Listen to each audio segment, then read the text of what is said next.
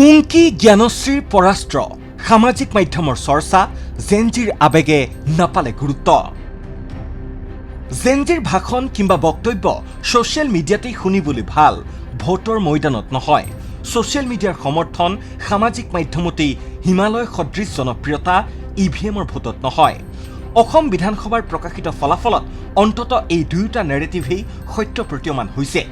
social মিডিয়াত প্ৰভূত জনপ্ৰিয় আৰু অকুণ্ঠ সমৰ্থন লাভ কৰা মধ্য গুৱাহাটী সমষ্টিৰ অজাপ প্ৰাৰ্থী কুংকি চৌধুৰী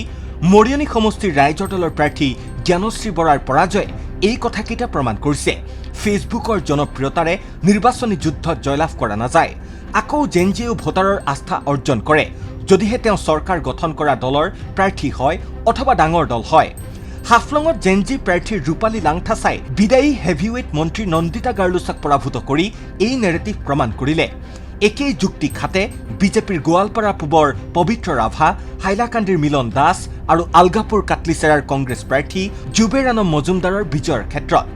দেশত সোশ্যাল মিডিয়াৰে প্ৰথমে নিৰ্বাচনত জয়লাভ কৰিছিল নৰেন্দ্ৰ মোদীয়ে 2014 চনত বিজেপিয়ে নৰেন্দ্ৰ মোদীৰ নেতৃত্বত দেশৰ ক্ষমতা অৰ্জনৰ বাবে সেইবাৰ বিভিন্ন পন্থাৰে সৰ্বশক্তি প্ৰয়োগ কৰিছিল কিন্তু মোদীৰ বিজয়ত সোশ্যাল মিডিয়াৰ অভূতপূৰ্ব অৱদান আছিল তেতিয়াৰ শাসনাধীষ্ঠ কংগ্ৰেছ দলে সোশ্যাল মিডিয়াৰ ব্যৱহাৰ নিৰ্বাচনত কেনে হ'ব পাৰে সেয়া শিকি বুজি লোৱাৰ পূৰ্বেই নৰেন্দ্ৰ মোদীৰ নেতৃত্বত বিজেপিয়ে সোশ্যাল মিডিয়াক নিৰ্বাচনী যুঁজত জয়লাভ কৰাত সাৰ্থক ব্যৱহাৰ কৰিছিল 2014 পৰাই 12 বছৰ বিৰতিত এতিয়া সোশ্যাল মিডিয়াৰ ব্যৱহাৰ নিৰ্বাচনী যুঁজত বিজয়ী হোৱাৰ কাৰক হিচাপে বেছ ম্লান সোশ্যাল মিডিয়াৰ জনপ্ৰিয়তাও এক প্ৰকাৰ কাগজৰ বাঘ ইয়াৰ অৰ্থ এয়া নহয় যে বিজেপিয়ে সোশ্যাল মিডিয়াৰ ব্যৱহাৰ নিৰ্বাচনী ৰাজনীতিত এৰি দিছে বিজেপিয়ে এতিয়াও ব্যৱহাৰ কৰি আছে কিন্তু সেয়া এতিয়া আৰু দলটোৰ মূল অস্ত্ৰ নহয়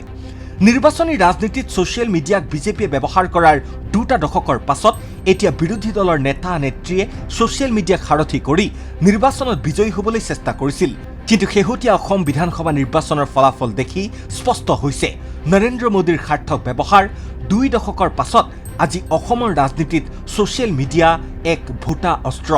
অন্যাৰ্থত অচল টকা মধ্য গুৱাহাটীৰ অসম জাতীয় পৰিষদৰ প্ৰাৰ্থী কুংকি চৌধুৰী মৰিয়নিৰ প্ৰাৰ্থী জ্ঞানশ্ৰী বৰা দিছপুৰ সমষ্টিৰ প্ৰাৰ্থী মীৰা বৰঠাকুৰে এই নিৰ্বাচনত সোশ্যাল মিডিয়াক অন্যতম মূল অস্ত্ৰ হিচাপে ব্যৱহাৰ কৰিছিল তেওঁলোকে ভোটৰ ময়দানত যিমান সময় দিছিল তাতকৈ অধিক সময় অতিবাহিত কৰিছিল ফেচবুকত ঘনে ঘনে ফেচবুক লাইভ উপৰজুপৰি ফেচবুক পোষ্টত মগন হৈ আছিল মীৰা বৰঠাকুৰ জ্ঞানশ্ৰী বৰা কুংকি চৌধুৰী সোশ্যাল মিডিয়াত তেওঁলোকলৈ নেটিজনৰ সঁহাৰিও আছিল অভূতপূৰ্ব কিন্তু ভোট যুদ্ধত প্ৰতিফলিত হ'ল সোশ্যাল মিডিয়াৰ জনপ্ৰিয়তা অসমৰ ৰাজনীতিত কাগজৰ বাঘ অৱশ্যে ইয়াৰ মূল কাৰণ হৈছে সোশ্যাল মিডিয়াত সীমাহীন জনপ্ৰিয়তা অৰ্জন কৰা জ্ঞানশ্ৰী বৰা কুংকি চৌধুৰী মীৰা বৰঠাকুৰলৈ যি সমৰ্থন আহিছিল সেই নেটিজেনে তেওঁলোকৰ সংশ্লিষ্ট সমষ্টিৰ ভোটাৰ নাছিল বৰং সমৰ্থন আছিল সামগ্ৰিকভাৱে ৰাজ্য তথা দেশৰ বিভিন্ন প্ৰান্তৰ পৰাহে সেই সমৰ্থন দেখি তেওঁলোক উৎফুল্লিত হ'লেও ভোটলৈ ৰূপান্তৰিত হোৱাৰ ন্যূনতম সম্ভাৱনা নাছিল আনহাতে কুংকি চৌধুৰী আৰু তেওঁৰ পিতৃ মাতৃক নিৰ্বাচনী প্ৰচাৰৰ সময়ত হিমন্ত বিশ্ব শৰ্মাই অশালীনভাৱে আক্ৰমণ কৰিলেও কুংকি চৌধুৰীৰ পক্ষত সেয়া সমৰ্থনৰ কাৰক নহল ভোটাৰে সেই মন্তব্যক গুৰুত্ব নিদিলে জেনজিৰ বিজেপিৰ প্ৰাৰ্থী পবিত্ৰ ৰাভাই গোৱালপাৰা পূব আৰু মিলন দাসে হাইলাকান্দিত বিজয়ী হৈ প্ৰমাণ কৰিছে বিজয়ৰ বাবে ডাঙৰ ৰাজনৈতিক দলৰ প্লেটফৰ্ম এতিয়াৰ ৰাজনীতিত অপৰিহাৰ্য